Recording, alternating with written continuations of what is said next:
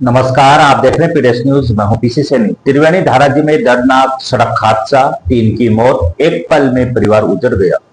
इससे पहले भी हमने खबर चलाई है, उसमें गलती से मैंने शनिवार बोल दिया था, वो घटना रविवार की है, उसके लिए मैं माफी चाहता हूं। राजस्थान के सीकर जिले के अजितगढ़ कस्बे के पास स्थित प्रसिद्ध धार्मिक स्थल त्रिवेणी धाराजी में रविवार को हुए एक दर्दनाक सड़क हादसे ने पूरे इलाके को शोक और आक्रोश से भर दिया। मूंगफली के छिलकों के चारे से भरा भारी ट्रक पलटने से एक ही परिवार के 3 सदस्यों की दर्दनाक मौत हो गई। मृतकों में पति पत्नी के साथ उनकी 3 वर्षीय मासूम बेटी शामिल है। यह हादसा न केवल प्रशासनिक लापरवाही का जीता जागता उदाहरण बन गया, बल्कि इससे उपजे जन आक्रोश ने सड़क को 3 घंटे से अधिक समय तक बंद रखा, जिसमें न्याय, जवाबदेही और संवेदनशीलता की पुरजोर मांगे उठी। रविवार की सुबह चतुरपुरा निवासी राजेंद्र गुर्जर अपनी पत्नी अनु गुर्जर और 3 वर्षीय बेटी अयासी के साथ अजितगढ़ के प्रसिद्ध जगदीश धाम दर्शन के लिए निकले थे। यह एक सामान्य धार्मिक यात्रा थी, जैसे अक्सर हजारों परिवार करते हैं, लेकिन यह यात्रा एक त्रासदी में बदल जाएगी, यह किसी ने नहीं सोचा था। शाम तक जब परिवार घर नहीं लौटा तो परिवारजनों को चिंता हुई और उन्होंने शापरा थाने में गुमशुदगी की रिपोर्ट दर्ज करवाई।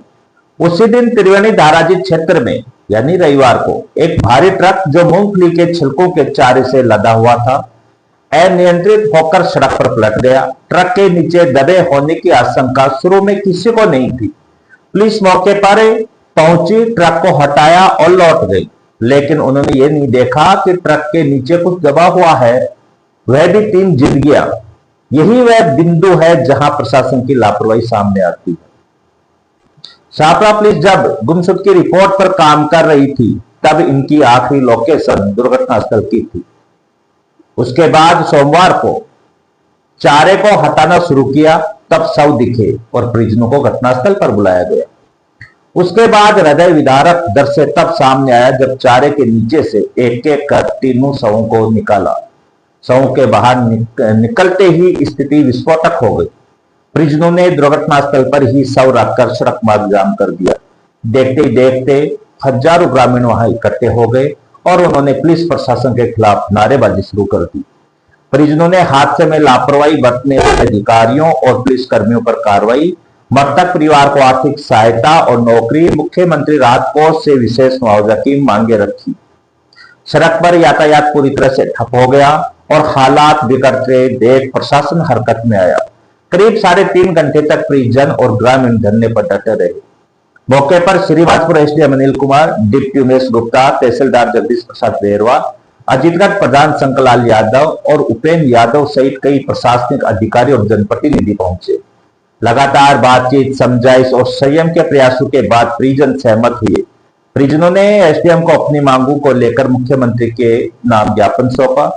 श्रीमात्र उपखंड अधिकारी अनिल कुमार ने आश्वासन दिया है कि मामले की उच्च स्तरीय जांच करवाई जाएगी, दोषी अधिकारियों या कर्मचारियों पर सख्त कार्रवाई होगी। पीड़ित परिवार को संविदा आधार पर नौकरी दिलवाने की सिफारिश की जाएगी। अधिकतम मुआवजा राशि की अनुशंसा की जाएगी।